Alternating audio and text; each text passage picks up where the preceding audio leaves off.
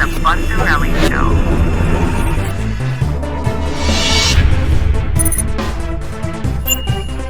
This is the Bunzerelly Show. I am Bunzerelly. You could call me Joe.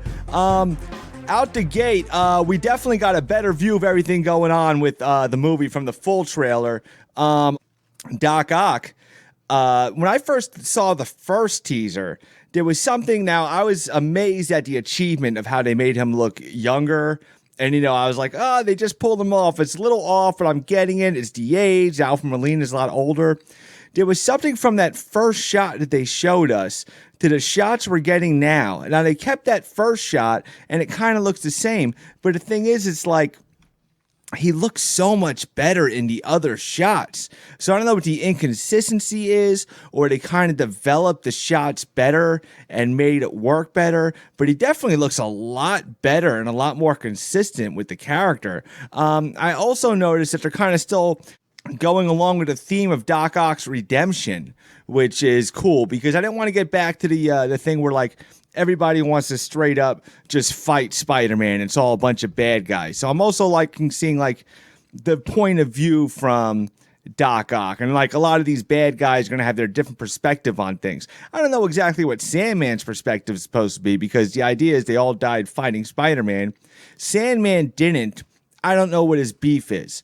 I'm kind of jumping all over the place, but I'm just it's a lot to take in because I was really psyched. I definitely got a bigger picture. We got Doc Ock. We got a very good perspective of him because I did catch that during the in one of the scenes. It seemed like Doc Ock was fighting against Electro because obviously Doc Ock being that you could argue about like who's the best Spider-Man villain, but Doc Ock not mistakenly was part of the best Spider-Man movie, the villain, and to like lose that redemption at the end of him, I'm glad it didn't kind of like take that away. He wasn't really truly evil. If you go back to Spider-Man 2, the reason Doc Ock is the template for like all the greatest villains is because you know who Doc Ock is and you could tell where he's coming from. So that's why it was like you always bought into Doc Ock and what he was trying to do. So I'm excited about him being back and that they didn't like lose his character just for the novelty of bringing him back. A lot of others. So we go to Green Goblin now, and this paints a big picture of like what's going on. So apparently what happens is now we got a bigger grasp of what's happening, and it's not just teases, is that because these villains came from different places in the multiverse, it's like, okay, they're in this jam. Spider-Man probably goes and captures him. He looks like he has like a Doctor Strange suit that he's using to like capture them all into this little box. And then, of course, it must come to the point where Doctor Strange is like, we need to either send him back to die or kill them, which is a little dark for Doctor Strange. So I'm guessing what it is we need to send them back to the time before they died and they'll eventually die. And maybe it's Green Goblin. And I've seen some like trailer leaks and news, but there is so much. This is the worst kept secret in Hollywood, all this stuff going on with the Spider-Man trailer. But there's so much information coming out. But it seems like Green Goblin gets in his head, negotiates the whatever that Spider-Man, even just like Spider-Man's conscious, that's like I don't want to see these guys die, which is a natural thing. Peter just met them, so he's trying to do the right thing. Electro, Jamie Foxx, he was the first guy to crack the three Spider-Man theory, but it's like, he wasn't the worst, and it's Jamie Foxx, and he's a great actor, but it's like that the whole like origin of Electro was just badly played out. And I'm a big Andrew Garfield Spider-Man fan, and tell you the truth, I like all three Spider-Man and everything that was going on with them. But just like the thing where he was a nerd and he magically became cool and the confidence, like his origin. So let's knock all that out of the way and let's make him cool. And he's got more of an Electro-esque looking costume, and he's a lot less corny. He's flying. He's acting more like the comics real Electro. We don't need to explore him too much. Just take the coolest parts, the best parts. I'm trying to gauge what Sandman's whole motivation in this thing is going to be, because his whole thing in the beginning was, I don't want, the whole trying to help my daughter. I'm just trying to do what I got to do. So is his motivation out of survival, or is it, somebody gets in his head? here was my big surprise, because there was a lot of things people were expecting, and we'll get to the things we didn't see after we get to things we did see. And I paused it. That's definitely Harry's goblin that I saw. Like, I am positive that was Harry's goblin, which, let's redeem Harry while we can, because my problem with the trilogy, let's go back to the Tobey Maguire trilogy. Here's how the Spider-Man trilogy should have ended. Harry should have been the main villain, and you should have got, like, the Lizard. Just a very simple, monstrous, and I've talked about this like 10 times, but just a simple monster version of the Lizard. Give you something different to look at, but wrap up that Harry-Peter storyline and just kind of just wrap up the trilogy. It should have been Harry and Peter's story, but it got too blown up at the end. Amazing Spider-Man 2. First one came out like, oh, this is fresh, this is exciting. And then the second one, because Sony started trying to get big and spread out, they got that little whiff of the MCU, what was going on. Like, oh, let's start world building small. Story got a little sloppy. But really, as far as the Amazing Spider-Man 2, like, I am a bigger fan of the romance between Andrew Garfield and Emma Stone versus the Tobey Maguire. I'm saying as far as a favorite romance, I like that one better. It was a little more natural. They're both kind of lost. It's very reminiscent of the Man of Steel, Lois Lane kind of thing. It's like, hey, we're both in trouble. There's this tension. We're getting closer because of this tension. Like, I liked that romance better.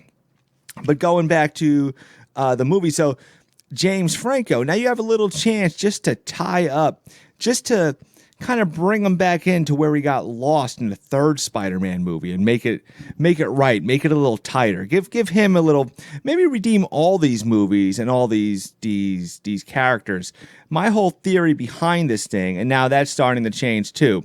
So I had a theory we were talking about a while back, was I thought this was going to be Spider-Man Endgame, because I had a feeling that Spider-Man was going to go back to Sony. Like, there was that rumor that the deal was off and everybody got all shooken up, and I thought it was going to be like, okay, that's it, they're done, and we got this third movie. My thought in my head is like, whatever information they released or didn't release, I think Sony, I had thought, now everything changes. I had thought that Marvel and Sony said, okay, you know what? Let's end it, but let's end it right. Let's, do a grand finale, celebration of Sony, celebration of the MCU Spider-Man, and just put it out, just make it the grand finale. Sony, you could have him back, but at least the MCU got to kiss him goodbye, send him off, got a cool Spider-Man trilogy, everything worked out. Which, by the way, no matter what happens after this is going to be a Spider-Man trilogy. That just, as far as a trilogy, it should have a solid open close, hopefully. The things we didn't see.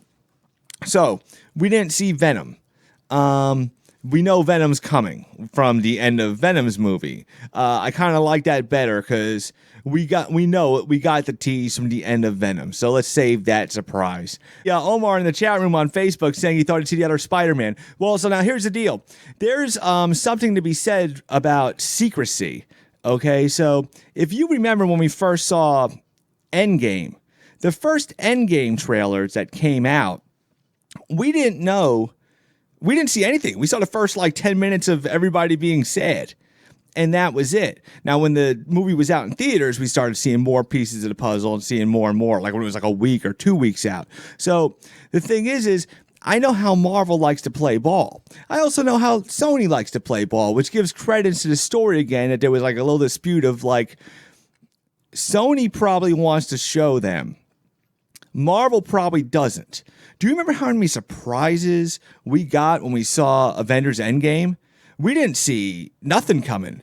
We didn't know. We just knew maybe they were traveling back in time. You know what I'm saying? Just because people were putting together Hank Pym's suit and stuff. We were all theorizing, saying there was going to be time travel happening just because of what people were putting together. We didn't see Captain America picking up the hammer coming. We didn't know. I forgot. I had taken out into my head that the heroes were going to come back. I thought the heroes coming back was going to be the happy ending of Avengers Endgame. I knew everybody was coming back, but I didn't know we'd see that big, fantastic grand finale. So there is something to be said about Marvel's formula about secrecy for trailers and the payoff. Like if you watch those audience reactions to about like Spider-Man, watch an audience reaction to Endgame where Steve Rogers is picking up Thor's hammer and you hear the crowd lose their mind. I saw it live with Kaim and we were just like losing our mind, just like, oh, he's picking up the hammer, like that kind of amazement. So there is something to be said, because really, if they showed us nothing, and I had this conversation with Bob, I was like, listen, if they only showed all these things might happen, Daredevil might happen, we don't know, 3 Spider-Man might happen, no, but if at the least we knew we were getting a Spider-Man and Doc Ock, that would have been enough for me. You could have shown me more Doc Ock. You could have cut out the other parts. But that's all said and done. I'm not saying it takes away, but I'm saying is, don't you want that oh wow moment? Don't you want that? I'm glad. I personally am glad. We still don't know if they're going to be in the movie. We're just all putting together imagining. Now at this point where we're learning there's other dimensions, now you go back to the way the Loki show. Yeah, exactly. Omar saying, yeah, just watch the bad guys for now, because if you go back to Loki, okay, the real clue is in Loki. Loki straight up spelt it out, the multiverse. We saw 5 different Lokis. 2 of them look the same.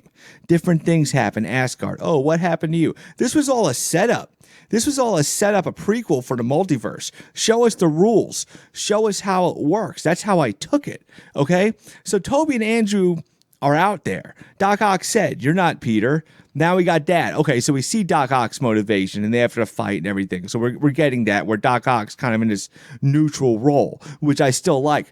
But there is, like I said, I want to be excited. I want to be like, oh yeah, I want that moment. Please just save them for the movie. I don't want to see them now. I want to stand up and get excited. I don't want to know when they're coming or where they're coming. I don't know how long it's going to be. I don't know if it's going to be Emma Stone. I suspect, almost from audience demand, like if they weren't going to be in it, they're going to put them in it now. I mean, everybody's going to throw whatever the money they want at it. So I see that as the end game, but just seeing Doc Ock's Alfred Molina back in action, like I said, he looks a lot better in the other shots. That first initial teaser shot, he looks a little off, but he looks straight up at a Spider-Man 3 when you see him again. As far as the Venom thing, there's some curiosity about. My curiosity is where Venom stands with Spider-Man. And me and Bob talked about it in the Venom show, but it's like, because he was saying stuff to Eddie. He was like, hive mentality and the things we've seen, across dimensions and multiverses. He kind of gave us that idea, if it's a hive mentality across different universes. So the symbiote, Venom, all he knows is he's been wronged by Spider-Man in some other dimension. So that's his motivation. But what's Eddie's beef? So that's going to be an interesting thing to see. You know what? And I'm glad they didn't show Venom, because we know from the end of the Venom thing, Venom's going to be in there. We know it. We know Venom's coming. So you know what? I'm glad we're not seeing Venom, because there's another surprise. See that Venom Spider-Man brawl. Now that brawl needs to be a one-on-one brawl, which I think it is. If Spider-Man's going around catching all these bad guys one by one, that's what I want to see. That's what we all want to see. We all want to see this Spider-Man and that Venom. Like, just, even Tobey Maguire's Spider-Man deserved that Venom. I mean, I had it in my head that this was the end for Spider-Man in the whole, MCU. Now that the game has changed, I think the end of this, we'll get our answer to that, because it could go either way. Because Sony is opening up its doors to Morbius, and there's pictures of Spider-Man, and that's the Sony exclusive Spider-Man stuff. So they're recognizing Spider-Man exists. And of course, there's the Vulture appearing in the Morbius trailer. So, and there's another thing we didn't see. We didn't see Vulture or Mysterio. Not saying, we were promised Mysterio, because I'm looking at my list. We're way above 6 of what we got. So that's a curious thing to see. But here's the things I want to know, or here's the things we don't know. Obviously, Toby and Andrew Garfield, what's going on with that? The Venom stuff, Please keep that a secret, Sony. Even if you want to show us 2 seconds, but save that brawl for the big screen. Make that the Captain America and the Hammer versus Thanos. Make that the thing where the audience cheers. We know Venom's going to be there. Don't show us Venom. I'm more excited now. I'm more excited about the Venom thing than the other two Spider-Man, to tell you the truth. I want to see them, but the Venom thing, that Spider-Man on that Venom, like, he's going to wipe the floor with him. That's going to be a tough one. We're 1 month out, so it's going to be great to see how this goes. I'm looking forward to it. December 17th, and we will be there with our movie review, so I'm excited about that. And thank you guys for listening, and we will see you guys in a few weeks.